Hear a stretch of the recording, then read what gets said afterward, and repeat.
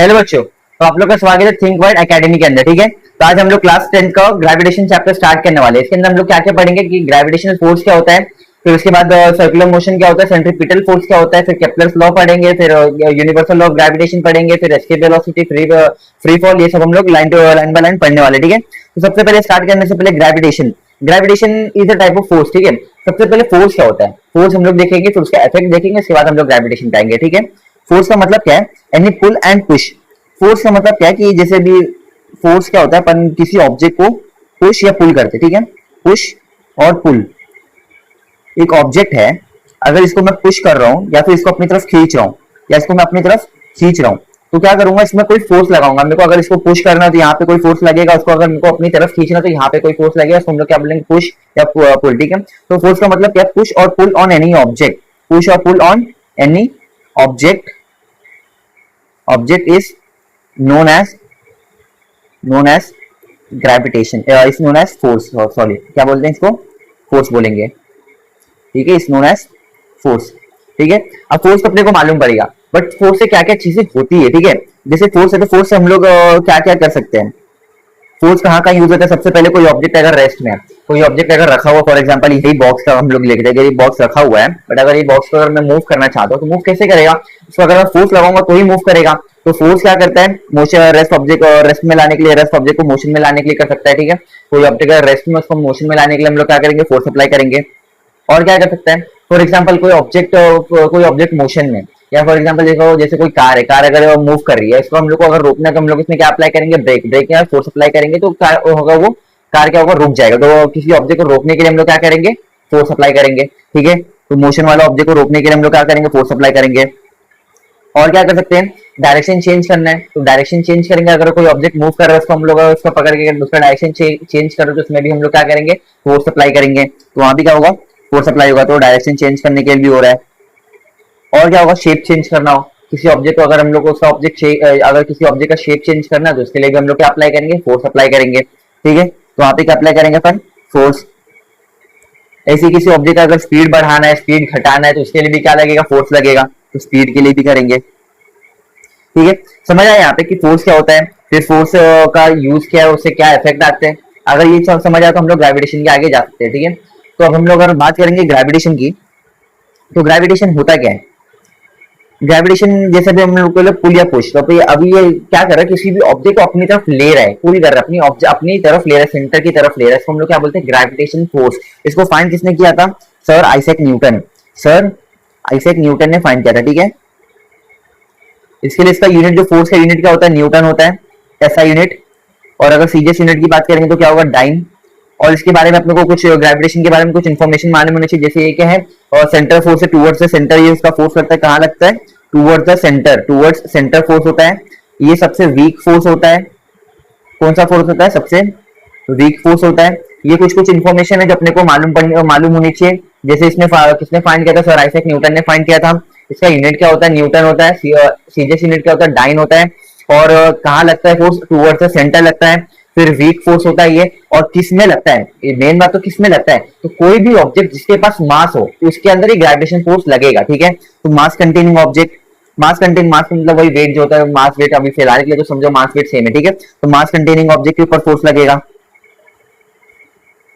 मास containing object. तो जो भी ऑब्जेक्ट मास कंटेन कर रहा है उसके ऊपर फोर्स लगेगा। ठीक है, सबसे पहले हम लोग ने पढ़ा क्या, फोर्स क्या होता है। फोर्स का मतलब क्या है, फोर्स का मतलब क्या है, पुश और pull on any object is known as force. किसी ऑब्जेक्ट को पुश कर रहे हैं या पुल कर रहे हैं, उसको मतलब क्या बोलेंगे हम लोग, उस पर फोर्स लग रहा है।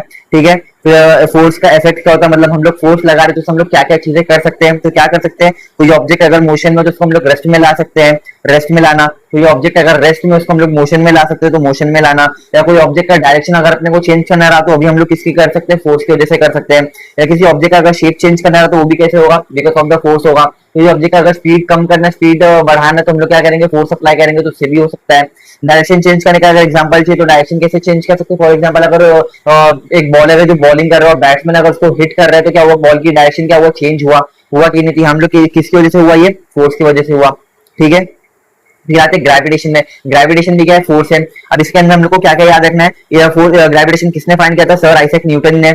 ठीक है। तो सर आइजैक न्यूटन ने जो फोर्स फाइंड किया, ग्रेविटेशनल फोर्स फाइंड किया, उसकी वजह से उस फोर्स का नाम क्या रखा हम लोग ने, न्यूटन रखा। इसका यूनिट क्या हुआ, न्यूटन हुआ। और न्यूटन कौन सी यूनिट है, एसआई यूनिट है। बट अगर सीजीएस यूनिट में इसको कन्वर्ट करना है तो क्या बोलेंगे हम लोग, डाइन बोलेंगे। ठीक है। फिर और क्या करना है अपने को कि जो ग्रेविटेशनल फोर्स होता है ये टूवर्ड्स द सेंटर लग रहा है। ठीक है। टूवर्ड्स द सेंटर का मतलब मैं समझा दूं एक बार। जैसे फॉर एग्जांपल यहाँ पे कोई ऑब्जेक्ट है और ये अर्थ की सरफेस है, अर्थ की सरफेस है। हाँ, ये जो फोर्स लगे ना ये टूवर्ड्स द सेंटर लगेगा, टूवर्ड्स द सेंटर लगेगा। ठीक है। फॉर एग्जांपल अभी अर्थ कैसे अपना ये शेप में, स्फेरिकल शेप में, अर्थ कैसा स्फेरिकल शेप में। ठीक है। तो अगर यहाँ पे भी कोई ऑब्जेक्ट रहेगा, अगर यहाँ पे भी कोई ऑब्जेक्ट रहेगा तो इसका जो ग्रेविटेशनल फोर्स होगा ना ये साइड लगेगा, ये साइड, क्योंकि सेंटर ये है ना अपना, अपना सेंटर तो ये है। तो अगर ऑब्जेक्ट यहाँ पे हो तो सेंटर की तरफ लगेगा, और ऑब्जेक्ट यहाँ पे तो सेंटर की तरफ लगेगा। ये सरफेस की तरफ नहीं लगता है, किसकी तरफ लगता है, सेंटर की तरफ लगता है। ठीक है। ये बात क्लियर रखना है इसमें। ठीक है। तो ये कहा टूवर्ड्स द सेंटर है। फिर वीक फोर्स क्या है, ग्रेविटेशनल फोर्स, फोर्स जो होता है ना फंडामेंटल, अगर प्रॉपर्टी देखा तो फंडामेंटल फोर्स 4 होते हैं, जिसके अंदर ग्रेविटेशनल फोर्स जो होता है ना सबसे वीक फोर्स माना जाता है। फिर क्या होता है, ये फोर्स लगता है किसके अंदर, ये जो ग्रेविटेशनल फोर्स लगता है किसके अंदर, ग्रेविटेशनल फोर्स उस ऑब्जेक्ट में लगता है जिसके पास मास हो। समझ आया यहाँ पे, ये चीज क्लियर हुआ। अब हम लोग इसकी डेफिनेशन पे आते हैं। ग्रेविटेशनल फोर्स होता है, ग्रेविटेशन क्या है, gravitation is the universal fundamental force of attraction acting between all object with mass. मैंने क्या बोला, हर ऑब्जेक्ट पे लगता है जिसके पास मास हो। अगर कोई भी ऑब्जेक्ट मास कंटेन कर रहा है तो उसके पास क्या होगा, फोर्स लगेगा। कौन सा फोर्स लगेगा, ग्रेविटेशनल फोर्स लगेगा। जैसे फॉर एग्जांपल यहाँ पे अगर दो ऑब्जेक्ट है, ये दो ऑब्जेक्ट के बीच में ना कौन सा फोर्स लग रहा होगा, ग्रेविटेशनल फोर्स लगेगा।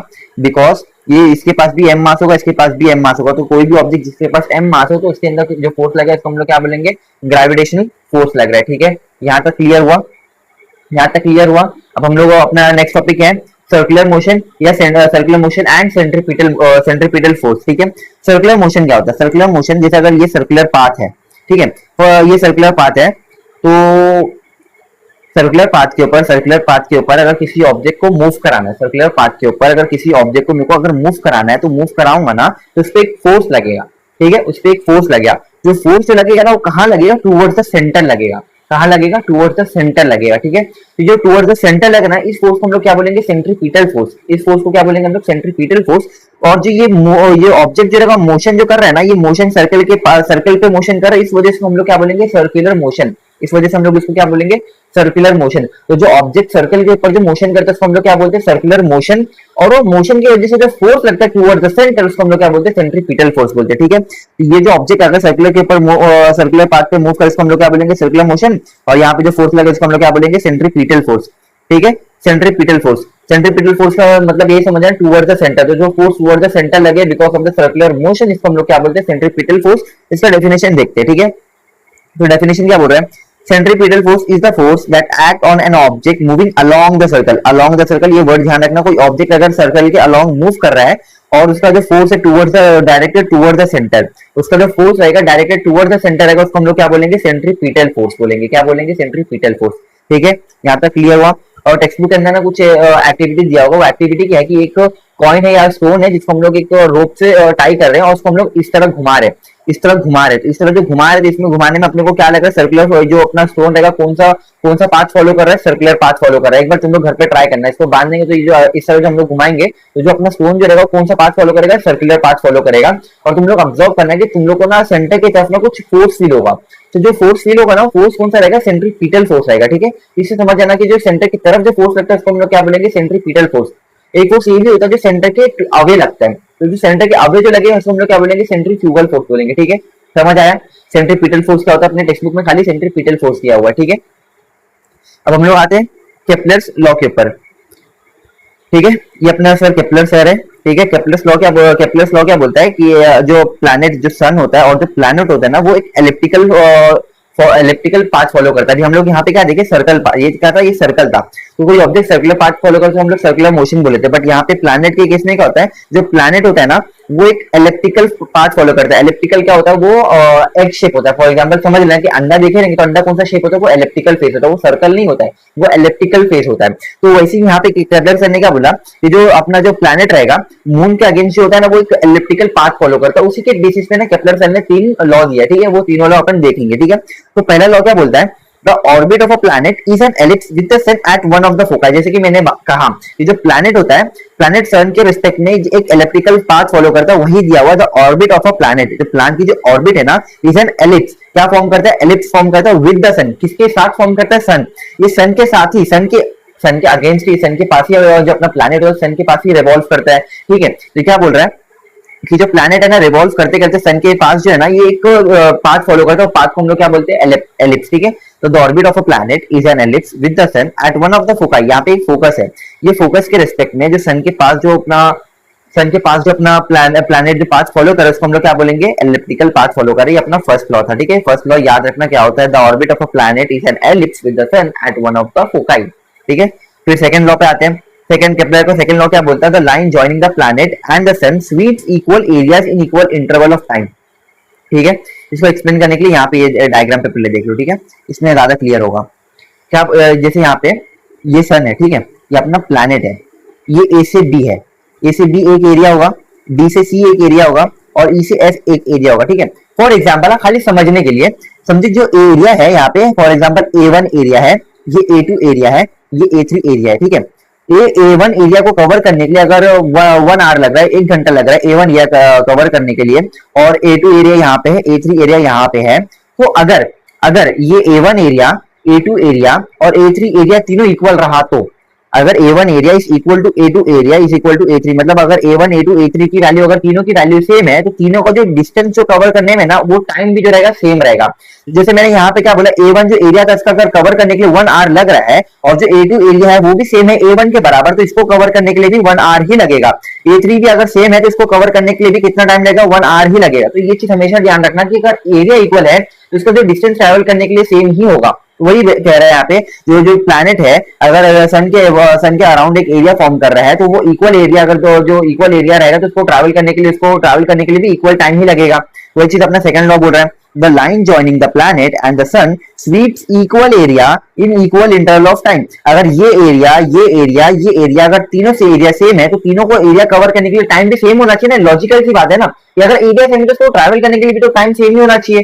ज्यादा कम कैसे हो सकता है, अगर एरिया सेम तो ट्रैवल करने का टाइम भी सेम होना चाहिए। तो बस वही चीज है, यहाँ पे देखने में लग सकता है, हाँ यहाँ पे अगर देखेंगे तो देखने में लगेगा कि यार ये जो EF वाला है, EF वाले को जल्दी होना चाहिए था, जल्दी ट्रैवल करना चाहिए था, और DC वाले को उससे थोड़ा लेट, और AB वाले को सबसे लेट होना चाहिए था, बट देखने में लग रहा है। बट मैंने क्या बोला कि एलिप्स है, सर्कल नहीं है। अगर सर्कल रहता तो वहां पे हम लोग बोल सकते थे, बट ये एलिप्स है, इस वजह से यहाँ पे डिफरेंट हो जाता है कि अगर एरिया सेम है तो टाइम भी सेम लगेगा। ये चीज हमेशा ध्यान रखना। So the line joining the planet and the sun sweeps equal area in the equal interval of time, ये केपलर का सेकंड लॉ था। ठीक है।